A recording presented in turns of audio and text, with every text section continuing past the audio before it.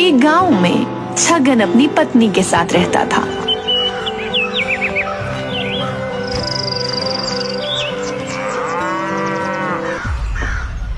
हे भगवान, आप मुझसे कौन से जन्म का बदला ले रहे हो?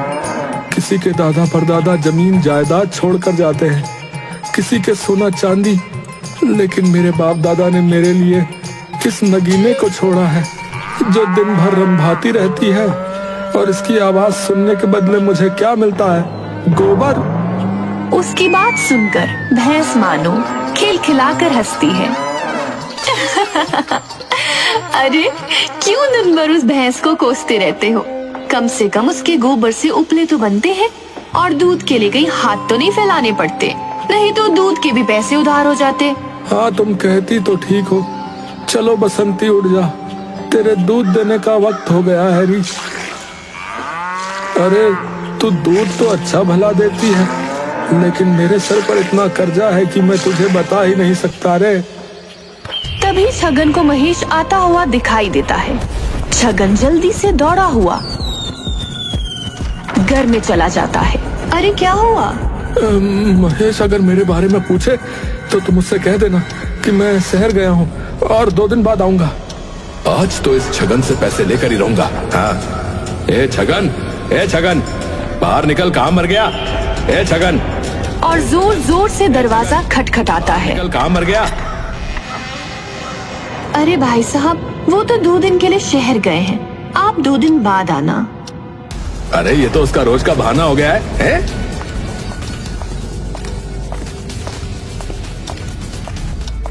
छगन, मुझे पता है कि तू यहीं कहीं छुपा है। अरे कब तक ऐसे मुंह छुपा कर रहेगा? हैं? आज आखिरी मौका दे रहा हूँ। अगर तूने पैसे नहीं दिए ना, तो तेरा ये ना घर रहेगा और ना तेरी ये भैंस। और वहाँ से चला जाता है।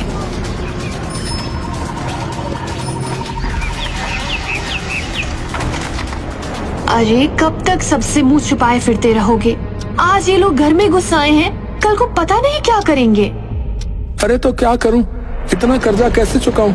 न जाने मेरे दादा परदादा ने इसकी कौन सी जागीर ले ली थी जो ये हर रोज मुझसे पैसे मांगने आ जाता है। आसपास के गांव में तो पूछ पूछ कर थक गया, लेकिन कोई काम देने के लिए तैयार नहीं। तो शहर क्यों नहीं चले जाते? वहाँ तो बहुत सारे काम होते हैं, एक बार जाकर पूछ लो, कहीं कोई काम मिल जाए। तुम कहती हो तो मैं कल ही शहर में भी पूछ आऊंगा। हाँ,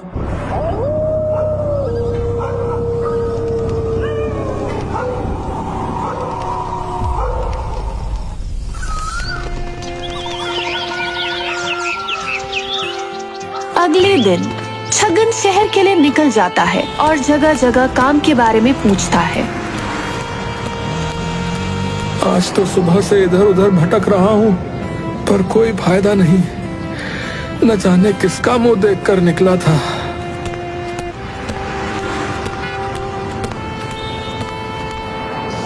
भाई, अगर तुम्हारी दुकान पर किसी आदमी की जरूरत हो तो बताना।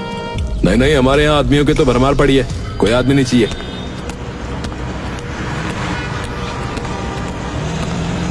तेज धूप होने के कारण छगन को चक्कर आ जाते हैं और वही गिर जाता है।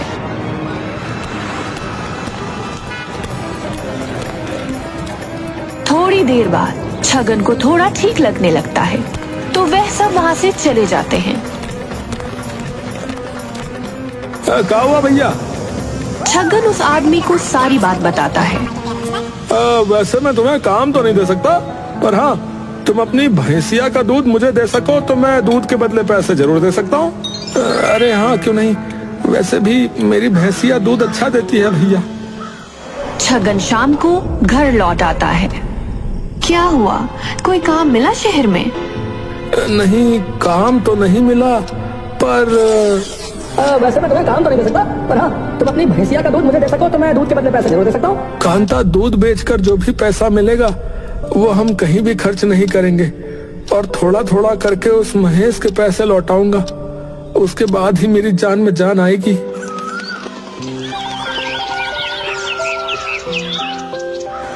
इधर महेश अपने साथियों के साथ।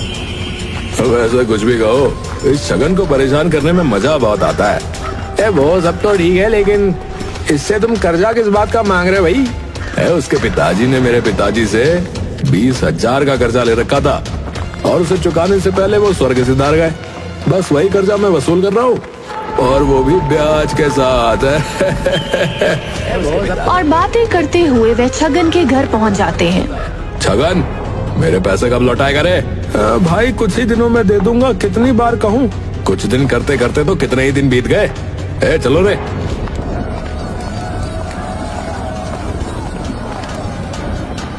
उसके कुछ आदमी मिलकर छगन के घर का सामान इधर उधर पटकने लगते हैं। मुझे किसी से कोई मतलब नहीं, मुझे बस मेरे पैसे चाहिए, समझा? तू तो ये बता कि तू पैसे देगा या फिर तेरा बाप देने आएगा? छगन को इस बात पर बहुत गुस्सा आता है, लेकिन वो कुछ नहीं कहता है। अभी तो जा रहा हूँ, लेकिन जल्दी ही वापस आऊंगा।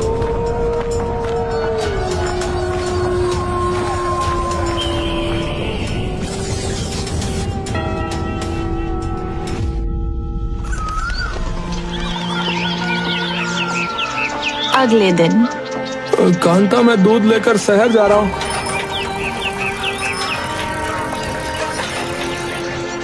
और शहर पहुंच जाता है। अरे भाई, कल तुमसे बात हुई तो थी दूध के बारे में। ये लो, पूरा डिब्बा भरा हुआ है। अरे वाह, ये दूध तो बहुत ताजा और गाढ़ा है। हाँ, मेरी बसंती का दूध बहुत अच्छा है। ये लो, तुम्हारी भैंस बसंती के दूध के पैसे।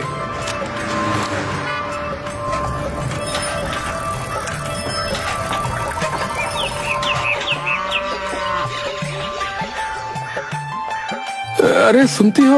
अरे कहाँ हो? यही हूँ, क्या हुआ?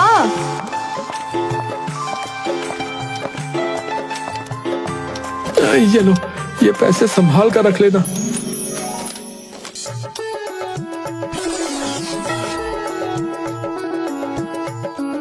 छगन हर रोज दूध निकालकर शहर दे आता था, और अब वह आसपास के लोगों का दूध भी शहर ले जाता था। एक दिन भाई, तुम्हें पता है, तुम्हारी बसंती के दूध की वजह से मेरी बिक्री और भी ज्यादा होने लगी है। और तो और ग्राहक भी बहुत खुश हैं। तुम दूध के अलावा और क्या क्या बेचते हो? अरे भाई, दूध से बनने वाली हर चीज बेचता हूँ, जैसे घी, दूध, मक्खन। क्या शहर में घी भी बिकता है? हमारे यहाँ बहुत सारा घी रखा है, तुम कहो तो ले आऊं कल? अरे हाँ, क्यों नहीं, नेकी और पूछ पूछ, इससे मेरा और तुम्हारा, हम दोनों का फायदा होगा भैया।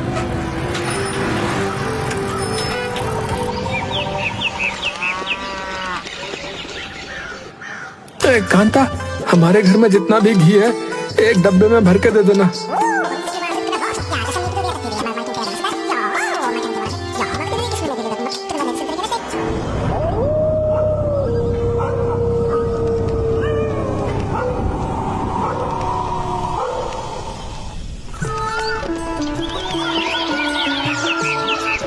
अगले दिन छगन दूध के साथ घी भी ले जाता है। अरे सुरेश भाई, ये लो, ये आज का दूध और ये घी बिल्कुल शुद्ध है। अरे तुम्हारे यहाँ से कभी कोई चीज अशुद्ध आई है भैया? जो घी अशुद्ध होगा है? ये लो पैसे। अरे आज तो सारे पैसे महेश के मुंह पे मारूंगा। हाँ,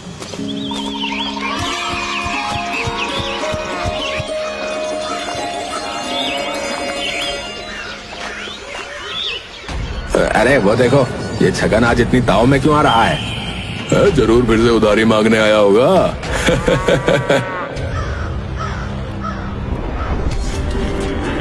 ये लो तुम्हारे पैसे। जानता हूँ कि इतने काफी नहीं, लेकिन अभी इतने रखो, कुछ दिनों में बाकी के पैसे भी लौटा दूंगा। और वहाँ से चला जाता है। महेश और उसके साथी हक्के बक्के रह जाते हैं। ये छगन के पास अचानक इतने पैसे कहाँ से आ गए? कुछ तो गड़बड़ है। बबलू, रतन, तुम दोनों इस पर नजर रखो कि आजकल ये कर क्या रहा है। आसपास के गांव वालों को तो मैंने इसे काम देने से मना कर दिया था, वो सब मेरी बात नहीं टाल सकते। अगले दिन बबलू और रतन दोनों जाकर उस पर नजर रखते हैं और महेश को सारी बात बताते हैं। क्या? नहीं, ये इतनी जल्दी मेरा कर्जा नहीं उतार सकता। सरकार, मैं तो कहता हूँ इसके दूध में जमाल गोटा मिला देते हैं, फिर कोई भी इसका दूध नहीं खरीदेगा। चुप कर बेवकूफ, हमेशा छोटा ही सोचता रहता है। हमें तो बीमारी की जड़ ही खत्म करनी है।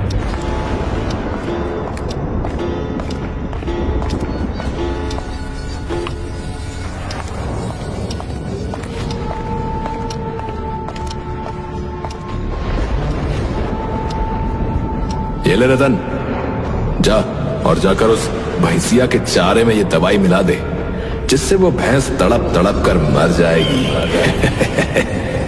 शाम को रतन और बबलू दोनों जाकर बंसती के चारे में दवाई डाल देते हैं। अगले दिन, अजी सुनिए, ये बसंती को क्या हुआ? उठ नहीं रही।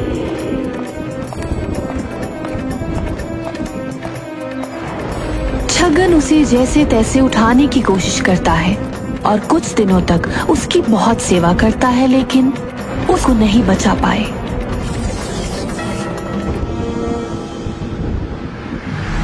क्या हुआ भाई? कुछ दिनों से दूध नहीं आ रहा?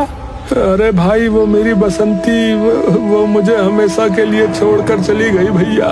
छगन बहुत उदास रहने लगता है।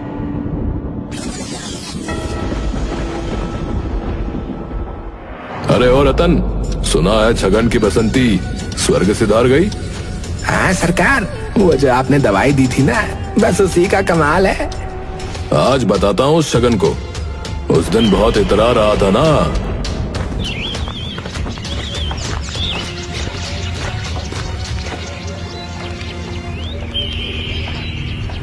छगन, अरे ओ छगन, बाहर निकल। छगन एक कोने में उदास बैठा हुआ था। महेश की आवाज सुनकर छगन बाहर निकल जाता है और साथ में कांता भी। छगन, मेरा उधार कब चुकाएगा? अब काफी दिन हो गए हैं। उस दिन तो तू बड़े ताव से कह रहा था कि कुछ ही दिनों में मेरा सारा उधार चुका देगा। रे, कब तक चुका रहा है मेरा उधार? वो महेश, दरअसल बात ऐसी है कि मेरी बसंती का स्वर्गवास हो गया है, जिस वजह से मैं दूध भी नहीं ले जा पा रहा और गांव के सारे लोगों ने भी मुझे दूध देना बंद कर दिया। तो मैं अभी तो तुम्हारा उधार नहीं चुका सकता। मैं तुम्हारे हाथ जोड़ता हूँ, मुझे कुछ दिनों की और मोहलत दे दो। मोहलत? और तुम्हें? अरे कभी नहीं। अरे इतने दिन हो गए, इतने दिनों में तो ब्याज कितने से कितना हो जाता है। लेकिन अब तुम ही बताओ, मैं क्या करूं? कहां से लाऊं तुम्हारा उधार? मेरे पास कोई कमाई का जरिया नहीं है और जो था वो भी चला गया। एक उपाय है, ये जो तेरा घर है ना, वो मेरे नाम कर दे, और वैसे उधार तो तब भी नहीं चुकेगा। लेकिन हाँ, एक और काम कर सकते हैं। तुम मेरे यहाँ नौकर बन जाओ और जब तक उधारी ना चुके तब तक मेरे यहाँ काम करते रहो। नहीं नहीं महेश, अरे थोड़ा तो रहम करो। अगर मैंने तुम्हें घर दे दिया तो हम कहाँ जाएंगे? और वैसे भी ये घर हमारे दादाजी ने मेरे पिताजी को दिया था। ये उनकी आखिरी निशानी है। ये घर मैं तुम्हारे नाम नहीं कर सकता। क्या? घर मेरे नाम नहीं कर सकता? फिर अपने दो आदमियों को इशारा करता है। उसके एक इशारे पर दोनों आदमी घर का सामान उठा उठा कर फेंक देते हैं। अरे रुक जाओ, अरे रुक जाओ महेश, अरे ये क्या कर रहे हो तुम?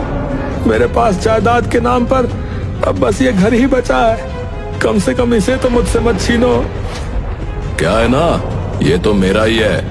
वो तो मेरे पिताजी ने तुम्हारे पिताजी को दान दिया था और बस वही मैं तुमसे वापस ले रहा हूँ। अब ये घर मेरा है, सिर्फ और सिर्फ मेरा। और अगर तुम्हें नौकरी चाहिए तो तुम मेरे यहाँ नौकरी कर सकते हो। इससे कम से कम तुम्हारा घर तो चली जाएगा। अरे महेश, तुझ में बिल्कुल भी दया नाम की चीज नहीं है क्या? देखना, एक दिन भगवान तुझे तेरे कर्मों की सजा जरूर देगा। अरे चाचा, मेरे सामने अपने कर्मों की पीपड़ी बजाना बंद कर और हाँ, आ जाना कल से काम पर। और हंसता हुआ वहां से चला जाता है।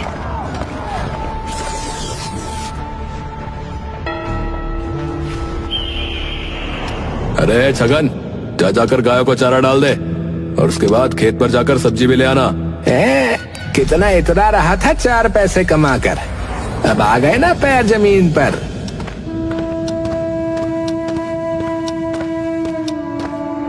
इसकी पूरी जिंदगी भी कम पड़ेगी, लेकिन मेरा कर्जा नहीं उतरेगा।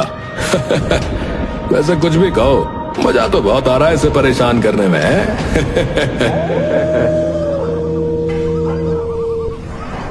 बसंती के जाने के बाद हमारी क्या हालत हो गई है। भले ही मैं उसे दिन भर ताने मारता था, लेकिन थी तो वो मेरी साथी ही। मैं चाहकर भी उसे नहीं भुला पा रहा हूँ। बसंती के होने से हमारा दूध का धंधा अच्छा चलने लग गया था, लेकिन अब तो दूसरों के यहाँ काम करके गुजारा करना पड़ता है। अच्छा ठीक है, मैं अभी महेश के यहाँ जाता हूँ, नहीं तो फिर से बवाल मचा देगा। छगन जैसे ही घर से बाहर निकलता है, उसे सामने एक बूढ़ा आदमी बेहोश पड़ा हुआ दिखाई देता है। अरे कांता, ये देखो कौन है।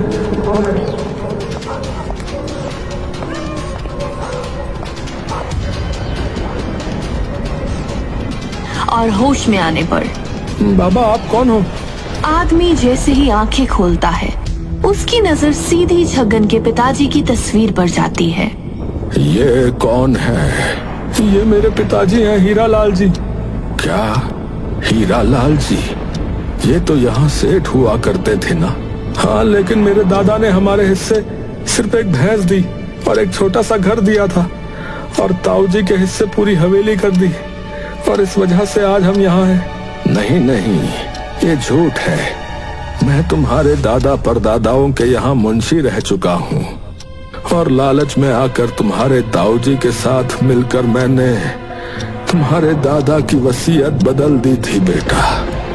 उनकी वसीयत के अनुसार उनके छोटे बेटे को हवेली मिलनी थी, और बड़े बेटे के हिस्से उनका छोटा सा घर और एक भैंस थी, क्योंकि बड़ा बेटा अय्याश था और उन्हें डर था कि वो उनकी जमीन ठीक से नहीं संभाल पाएगा।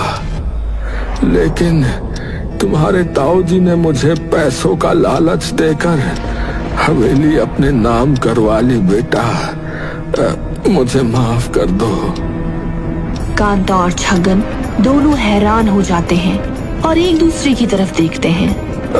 ये देखो, ये रही उनकी असली वसीयत। मुझे अपने किए का पछतावा हो रहा है, और मुझे अपने किए की सजा मिल चुकी है, इसलिए मैं प्रायश्चित करने यहाँ पर आया था बेटा।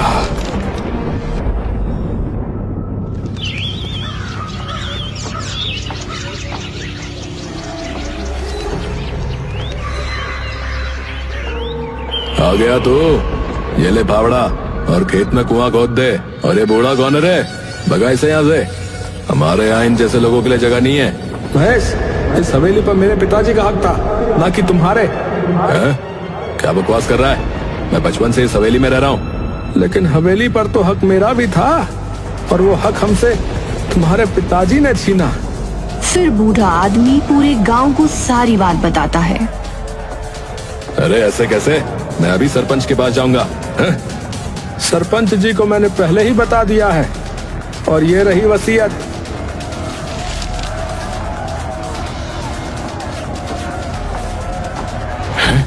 नहीं, ये नहीं हो सकता। ये हवेली मेरी है। हाँ। अभी सरपंच वहां पहुंच जाता है। नहीं महेश, छगन सच कह रहा है। इस वसीयत के हिसाब से ये हवेली छगन की है, ना कि तुम्हारी। देखा महेश, देखा, तूने मेरे साथ कितना बुरा किया, और जो तूने मेरे साथ किया था वही अब तुझे वापस मिल रहा है, वो भी सूद समेत। इसे ही कहते हैं, जो बोओगे वही काटोगे। अब भुगत। इसके बाद छगन और कांता एक नई भैंस लाते हैं और खुशी खुशी अपनी सादगी भरी जिंदगी जीने लगते हैं।